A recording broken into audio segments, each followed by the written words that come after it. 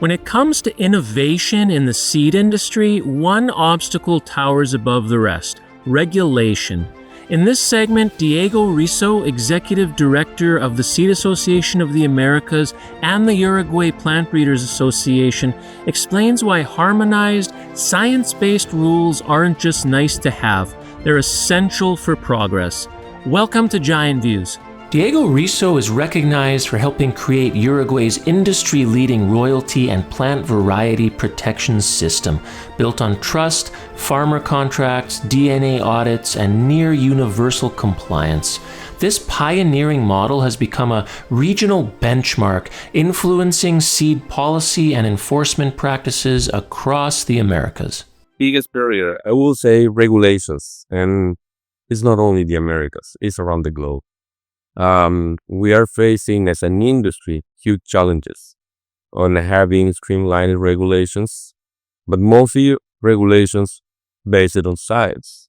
And this is what we advocate for, and we devote 24/7 trying to work together with the regulatory officials, trying to have deep regulations based on science. We don't want less regulations, but we want regulations that are better. Okay? And honestly, we see that we are getting good results.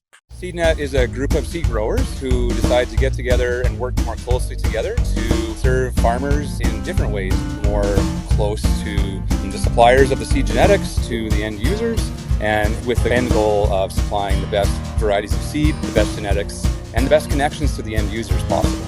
A unique thing about SeedNet is we're very versatile and flexible. So when an opportunity comes up to tie the genetics to the seed sale to an end user who needs a certain product or specifications, SeedNet can connect the genetics to the farmer to the end user.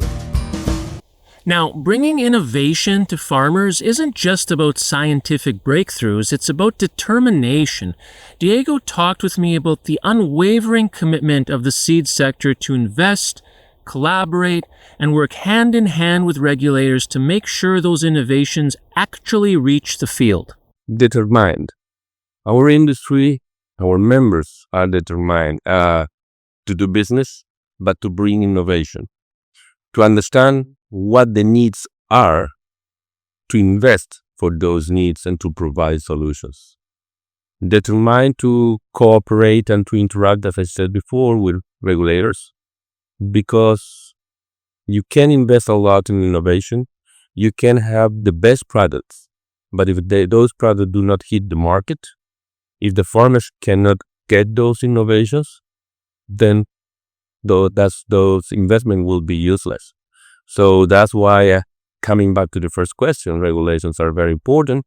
So that's why the second question is determined to work together, to cooperate, to promote dialogue, to make the innovation comes to the farm gate.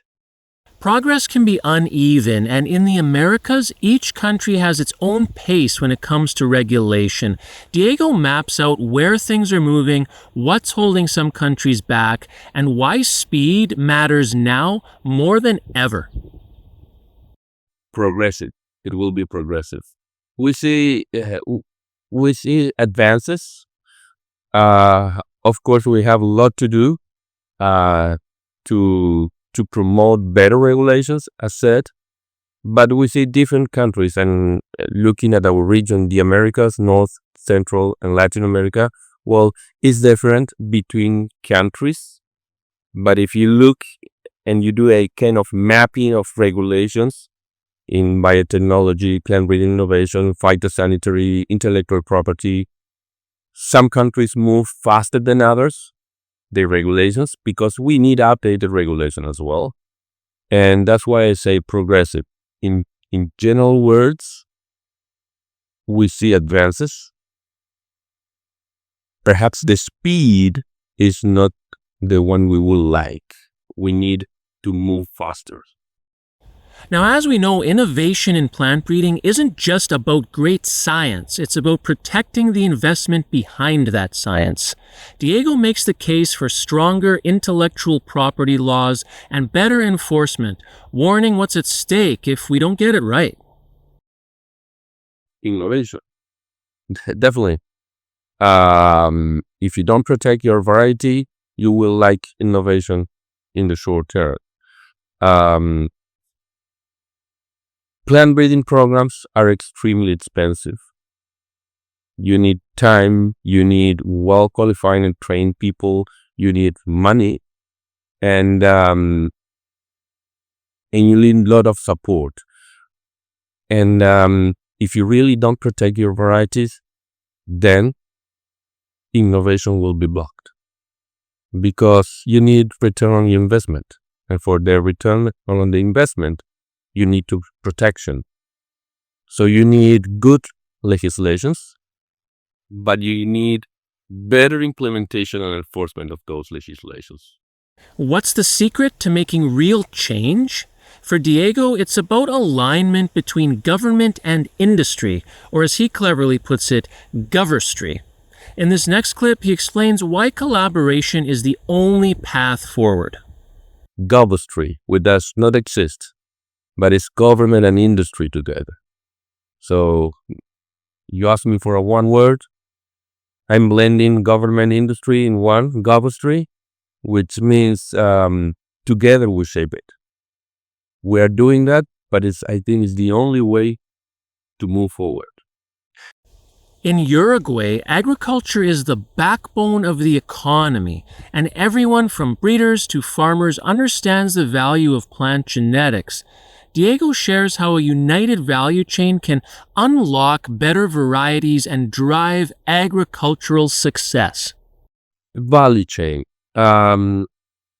I think the merit of Uruguay is that we were able to come together to the same table, understanding the needs of having more and better plant varieties. Uruguay economy is based on agriculture mostly. So we understand the importance that agriculture has for Uruguay. And agriculture is based on plants. Plants are based on genetics.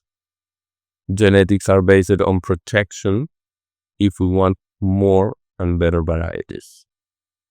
So it's not only the breeders trying to develop something, you need the value chain engaged, recognizing the need for those varieties and the need to recognize the value of those varieties.